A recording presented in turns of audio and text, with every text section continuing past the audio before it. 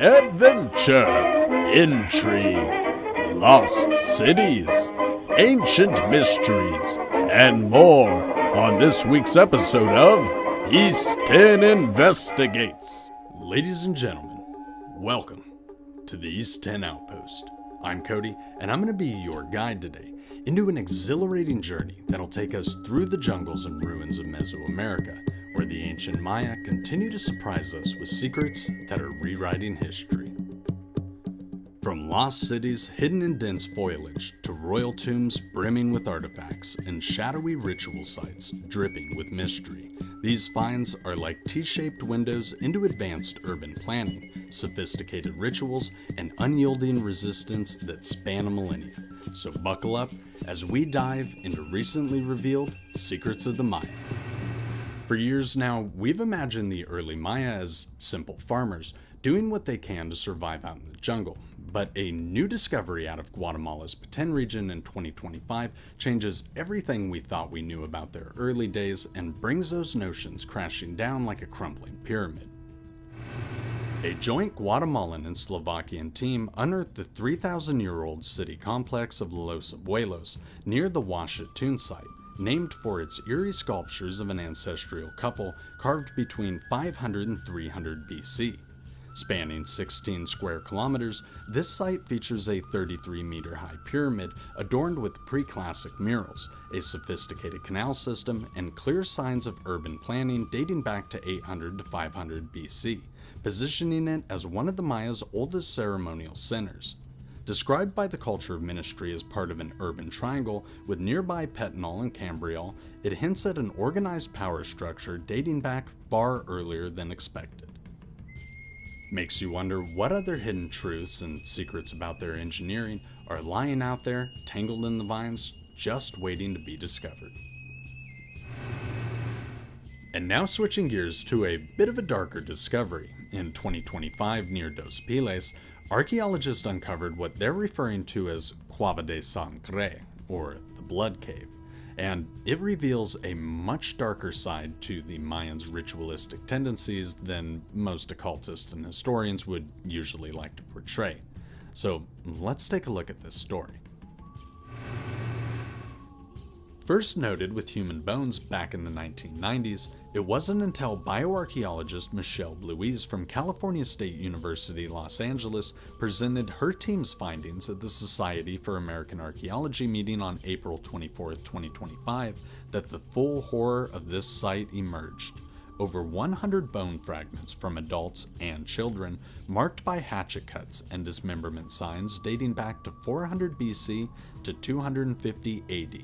Stacked like trophies alongside obsidian blades and red ochre, these weren't ordinary burials, but instead were sacrifices to the rain god Cha'ak in a cave seen as a portal to the underworld, accessible only during dry season with its narrow, symbolic entrance. The Cueva de Sangre makes us rethink how we view the Maya and their sacrificial practices. It's been long reported by people like Manly P. Hall and other notable Mayanists that the Maya were a mostly ritualistic and symbolic people, and they weren't really performing the type of bloody and violent sacrifices we see common with, say, the Aztec. But this find definitely paints a more crimson picture of what they were actually up to. And then there was a recent discovery in the jungles of Belize that's been lighting up the archaeological world. The tomb of a Mayan king was discovered at Caracol. In fact, it was the first king of Caracol, Tika Ab Cha'ak, otherwise known as the tree branch rain god. Located in the northeast Acropolis alongside two other significant tombs, the chamber yielded pottery vessels, carved bones, seashells, tubular jade beads, and a stunning jade mosaic death mask, all solidifying local Maya control before Teotihuacan influences arrived. His remains paint a vivid picture. He was about 5 foot 7 inches tall, toothless, and of an advanced age at the time of death, with a dynasty that endured for 460 years beyond him. Finds like these are really exciting and encouraging because it shows that not everything has been lost. There's still plenty of untouched tombs left to be found that are just chock full of information for us to learn from. Dickheads like Diego de Landa and common grave robbers have done their best to eradicate the Mayan people for various reasons, but these sorts of finds, well, they help us unlock the mystery one key at a time. And now we move on to a tale of fierce defiance and the rediscovery of Zacbalan, a Maya stronghold hidden deep in the Mexican Chiapas Biosphere Reserve.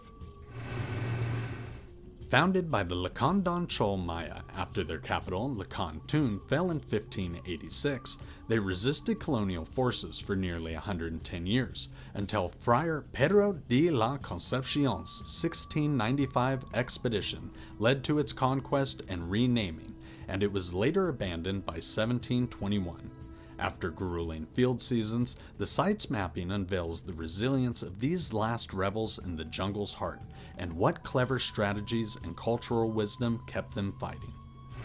These revelations add new and exciting layers to the overall Maya intrigue, and it really makes me wonder what other hidden holdouts might still be in the jungles waiting to be found. Tying all of these incredible revelations together is a new 2025 study that completely revises Maya population estimates, and these new numbers are stunning. The findings show that between 7 to 11 million Maya flourished in the northern lowlands during the Classic period, from 250 to 900 CE. Led by Tulane University's Marcelo Canuto and published in the Journal of Archaeological Science, reports the research used LiDAR to scan over 400 square kilometers, uncovering dense settlements supported by innovative farms, roads, and water systems that rivaled modern urban densities in some spots.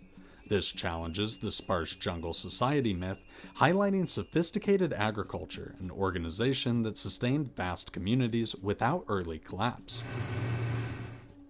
I'm of the opinion that finds like these can help us understand long-term sustainability secrets that we can use here in the modern day. The Maya supported populations of millions out in the jungle, so I would think that in today's day and age, we could learn from these secrets and tips of the Maya and replicate it to the 100th degree and in things like hunger, but what do I know? And now to wrap this up, I do want to mention that all of these finds are relatively hot off the press, which means they are the subject of academic discourse currently. It's being debated what each find meant, where it belongs in the timeline, how it fits symbolically, things of that nature. So all of them are sort of in a state of flux. And a lot of the pictures that I used are filler pictures, older ones from different Mayan sites. And the articles themselves do this because there's an unfortunate problem we need to discuss.